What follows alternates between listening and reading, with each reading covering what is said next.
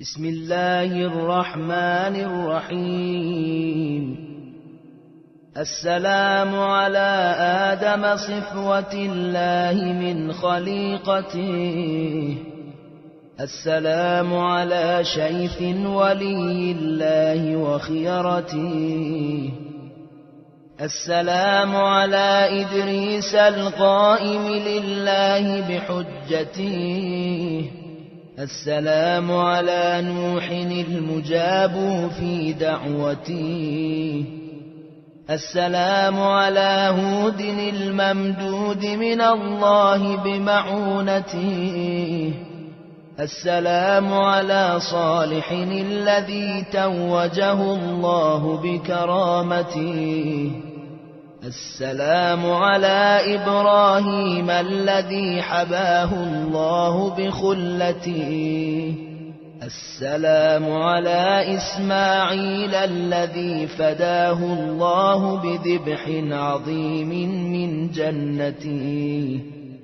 السلام على إسحاق الذي جعل الله النبوة في ذريته، السلام على يعقوب الذي رد الله عليه بصره برحمته، السلام على يوسف الذي نجاه الله من الجب بعظمته، السلام على موسى الذي فلق الله البحر له بقدرته، السلام على هارون الذي خصه الله بنبوته، السلام على شعيب الذي نصره الله على أمته، السلام على داود الذي تاب الله عليه من خطيئته، السلام على سليمان الذي ذلت له الجن بعزته، السلام على أيوب الذي شفاه الله من علته، السلام على يونس الذي أنجز الله له مضمون عدته، السلام على عزير الذي أحياه الله بعد ميتته، السلام على زكريا الصابر في محنته، السلام على يحيى الذي أزلفه الله بشهادته، السلام على عيسى روح الله وكلمته،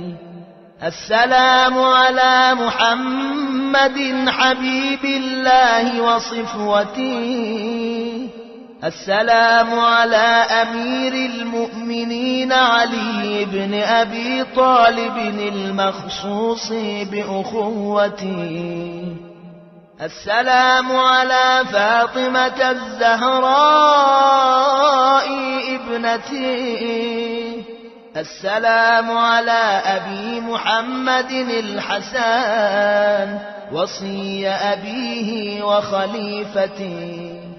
السلام على الحسين الذي سمحت نفسه بمهجته، السلام على من أطاع الله في سره وعلانيته، السلام على من جعل الله الشفاء في تربته، السلام على من الإجابة تحت قبته، السلام على من الأئمة من ذريته، السلام على ابن خاتم الأنبياء، السلام على ابن سيد الأوصياء، السلام على ابن فاطمة الزهراء، السلام على ابن خديجة الكبرى، السلام على ابن سدرة المنتهى، السلام على ابن جنة المأوى السلام على ابن زمزم والصفاء السلام على المرمل بالدماء السلام على المهتوك الخباء السلام على خامس أصحاب الكساء السلام على غريبي الغرباء السلام على شهيدي الشهداء السلام على قتيلي الأدعياء السلام على ساكن كربلاء السلام على من بكته ملائكة السماء السلام على من ذريته الأزكياء السلام على يعشوب الدين السلام على منازل البراهين السلام على الأئمة السادات السلام على الجيوب المضرجات السلام على الشفاه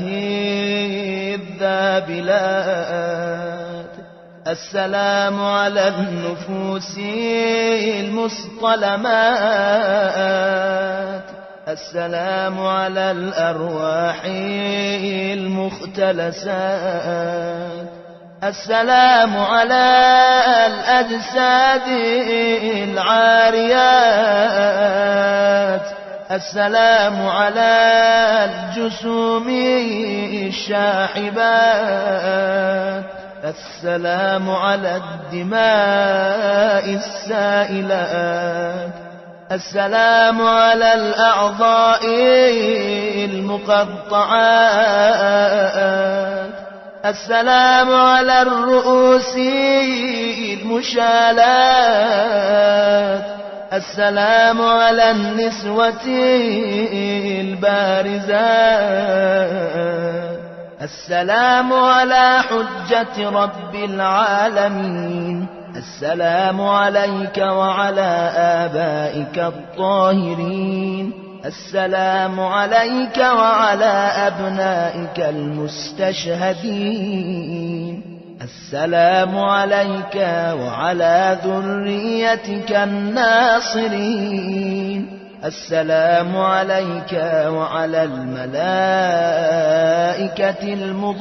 المضاجعين السلام على القتيل المظلوم السلام على أخيه المسموم السلام على علي الكبير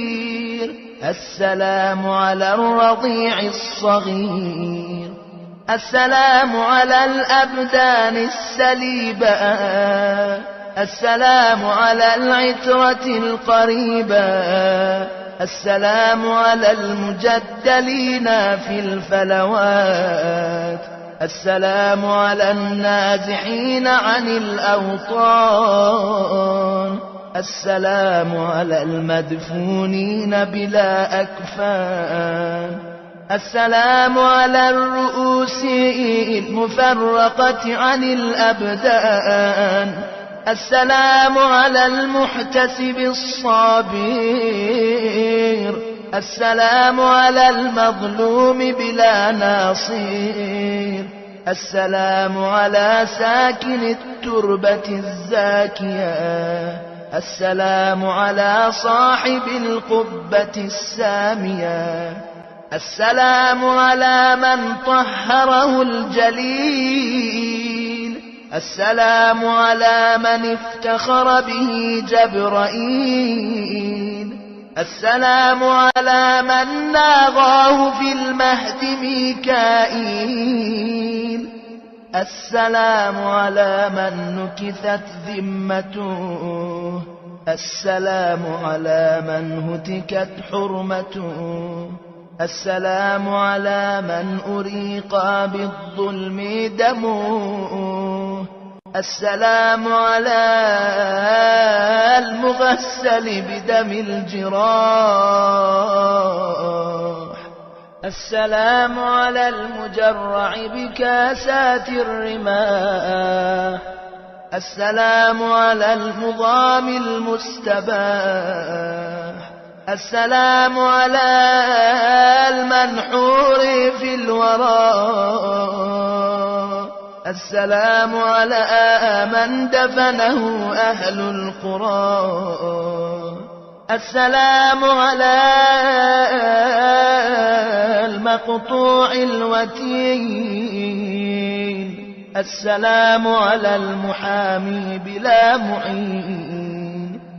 السلام على الشيب الخضيب،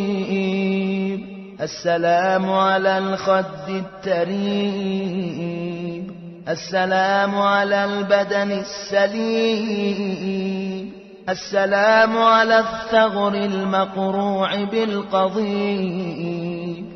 السلام على الرأس المرفوع، السلام على الأجسام العارية في الفلوات تنهشها الذئاب العاديات وتختلف إليها السباع الضاريات. السلام عليك يا مولاي وعلى الملائكة المرفرفين حول قبتك الحافين بتربتك الطائفين بعرصتك الواردين لزيارتك. السلام عليك فإني قصدت إليك ورجوت الفوز لديك. السلام عليك السلام العارف بحرمتك المخلص في ولايتك المتقرب إلى الله بمحبتك البراء من أعدائك. سلام من قلبه بمصابك مقروح ودمعه عند ذكرك مسفوح. سلام المفجوع المحزون الواله المستكين. سلام من لو كان معك في الطفوف لوقاك بنفسه حد السيوف وبذل حشاشته دونك للحتوف وجاهدا بين يداك ونصرك على من بغى عليك وفداك بروحه وجسده وماله وولده وروحه لروحك فداء وأهله لأهلك وقاه.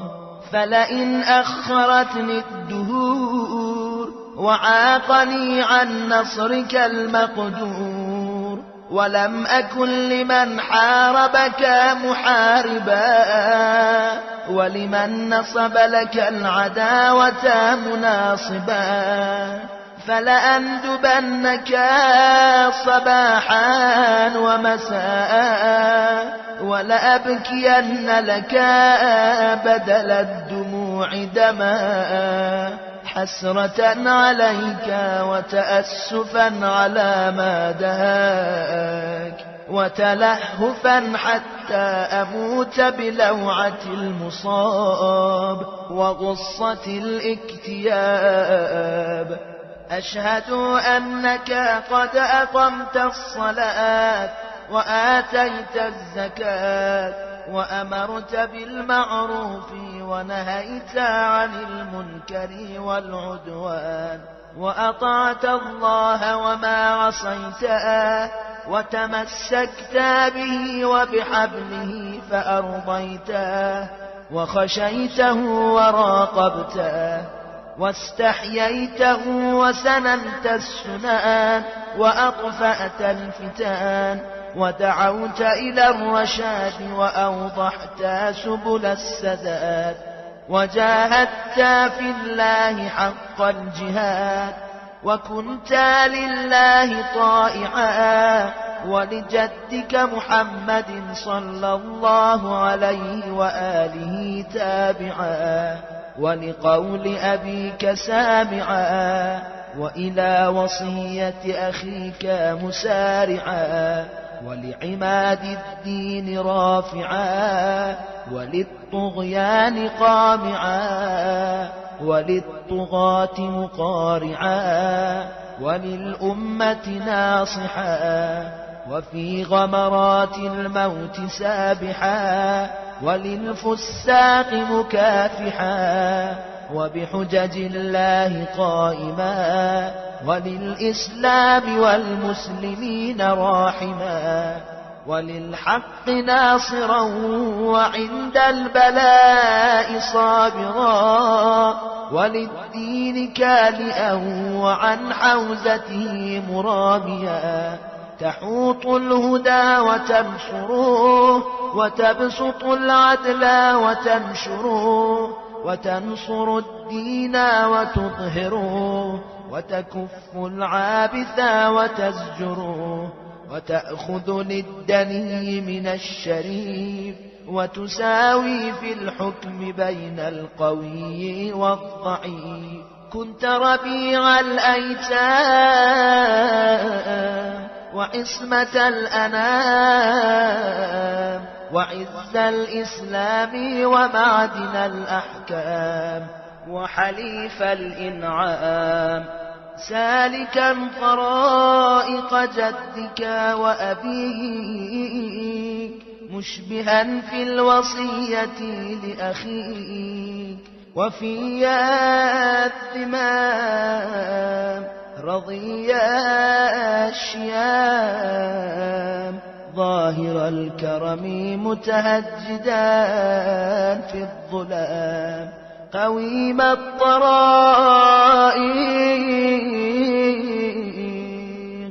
كريم الخلائق، عظيم السوابق، شريف النساب، منيف الحساب، رفيع الرتاب، كثير المناقب، محمود الضرائب، جزيل المواهب،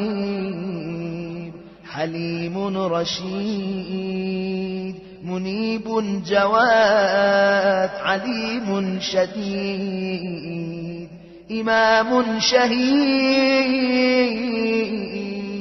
أواه منيب، حبيب مهيب. كنت للرسول صلى الله عليه وآله ولدا، وللقرآن سندا، وللأمة عضدا، وفي الطاعة مجتهدا، حافظا للعهد والميثاق، ناكبا عن سبل الفساق، باذلا للمجهود طويل الركوع والسجود، زاهدا في الدنيا زهد الراحل عنها، ناظرا إليها بعين المستوحشين منها، آمالك عنها مكفوفا، وهمتك عن زينتها مصروفا، وألحاظك عن بهجتها مطروفا، ورغبتك في الآخرة معروفا، حتى إذا الجور مد باعا، وأسفر الظلم قناعا، ودعا الغي أتباعا، وأنت في حرم جدك قاطين، وللظالمين مباين، جليس البيت والمحراب، معتزل عن اللذات والشهوات، وتنكر المنكر بقلبك ولسانك على حسب طاقتك وإمكانك. ثم اقتضاك العلم للإنكار ولزمك أن تجاهد الفجار، فسرت في أولادك وأهاليك وشيعتك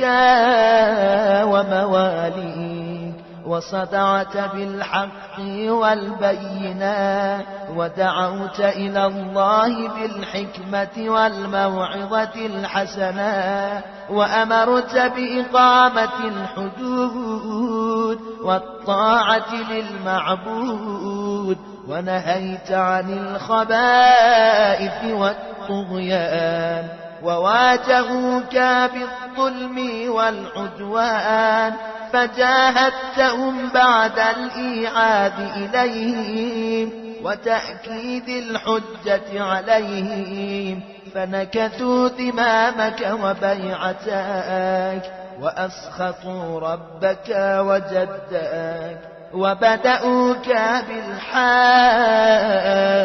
فثبت للطعن والضار، وطحنت جنود الفجار، واقتحمت قسطل الغبار، مجالدا بذي الفقار كأنك علي المختار. فلما رأوك ثابت الجاش غير خائف ولا خاش، نصبوا لك غوائل مكرهم، وقاتلوك بكيدهم وشرهم. وأمر اللعين جنودا فمنعوك الماء وورودا، وناجدوك القتال وعاجلوك النزال، ورشقوك بالسهام والنبال، وبسطوا إليك أكف الاصطلام، ولم يرعوا لك ذماما ولا راقبوا فيك آثاما،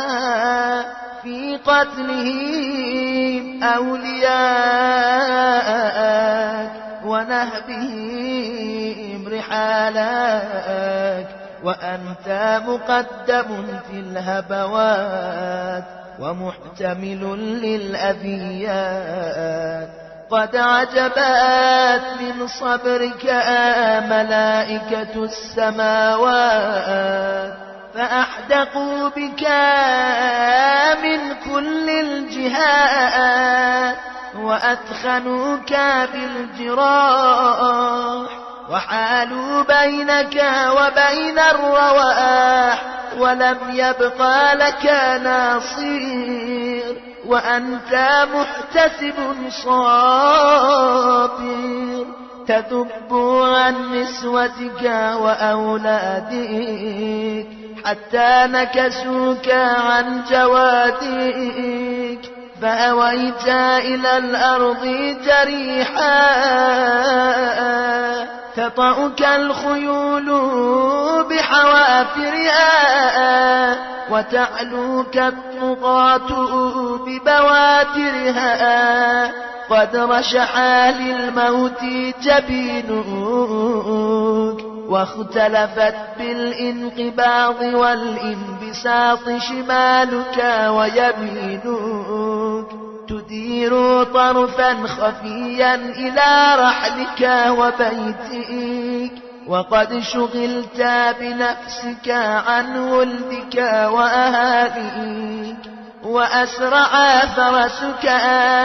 شاردا إلى خيامك، قاصدا محمحما باكيا. فلما رأينا النساء جوادك مخزيا، ونظرنا سرجك عليه ملويا، برزن من الخدور ناشرات الشعور،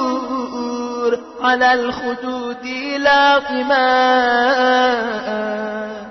الوجوه سافرات، وبالعويل داعيات وبعد العز مذللات وإلى مصرعك مبادرات والشمر جالسون على صدرك مولغ سيفه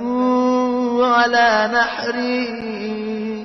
قابض على شيبتك بيده ذابح لك بمهندي قد سكنت حواسك وخفيت أنفاسك ورفع على القنا رأسك وسبيا أهلك كالعبيد وصفدوا في الحديد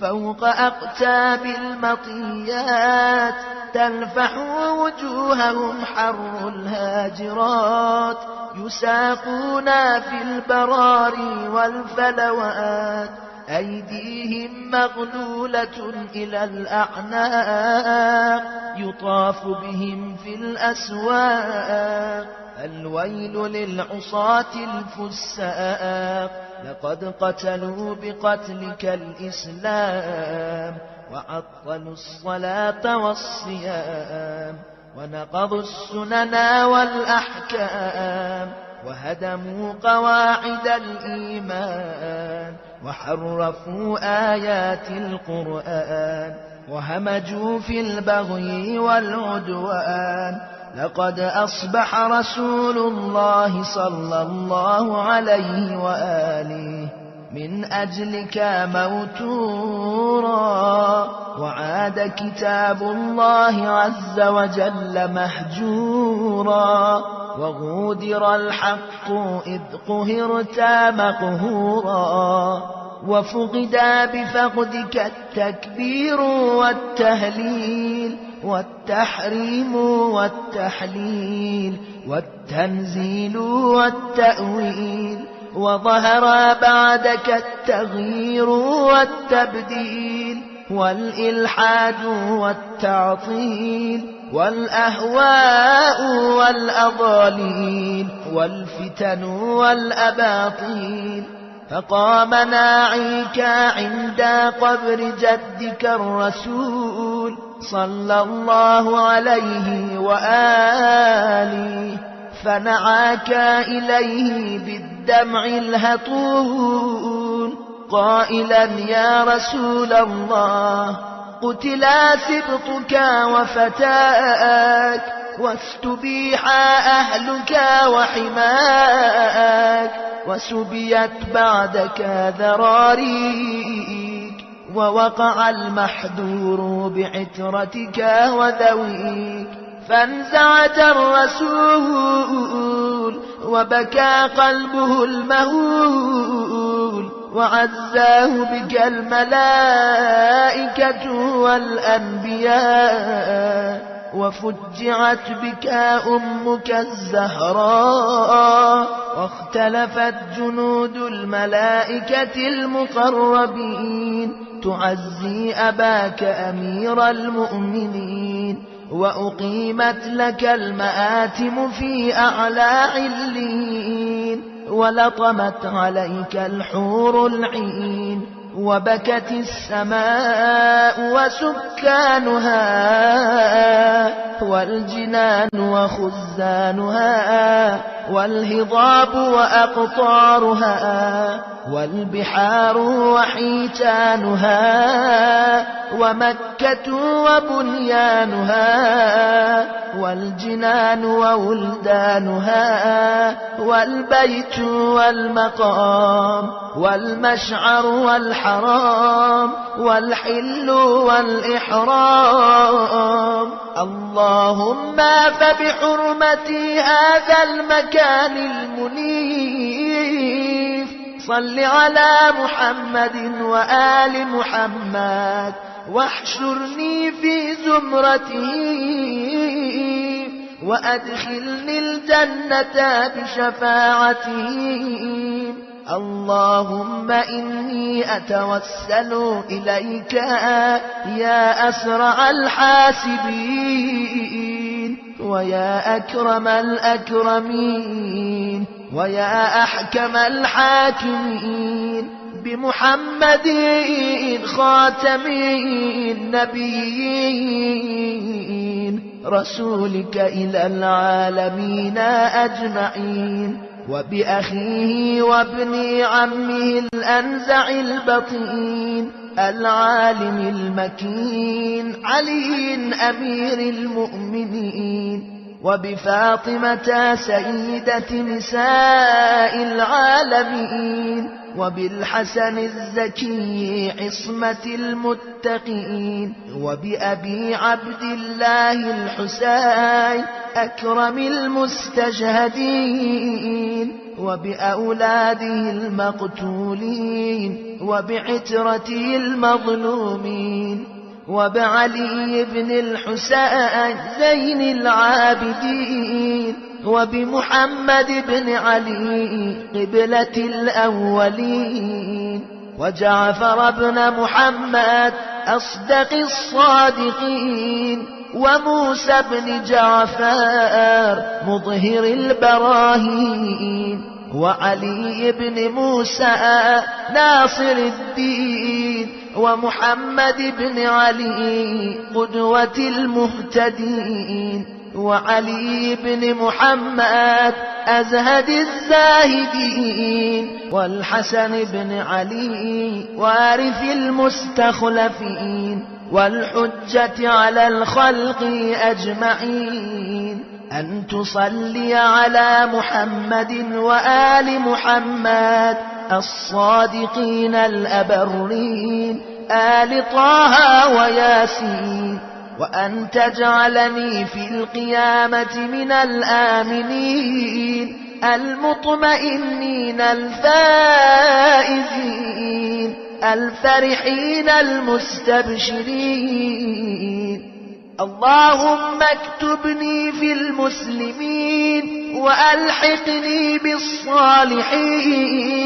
واجعل لي لسان صدق في الآخرين وانصرني على الباغين واكفني كيد الحاسدين واصرف عني مكر الماكرين واقبض عني أيدي الظالمين واجمع بيني وبين السادة الميامين في أعلى عليين مع الذين أنعمت عليهم من النبيين والصديقين والشهداء والصالحين برحمتك يا أرحم الراحمين اللهم إني أقسم عليك بنبيك المعصوم وبحكمك المحتوم ونهيك المكتوم وبهذا القبر الملموم الموسد في كنفه الإمام المعصوم المقتول المظلوم أن تكشف ما بي من الغموم وتصرف عني شر القدر المحتوم وتجيرني من النار ذات السموم اللهم جللني بنعمتك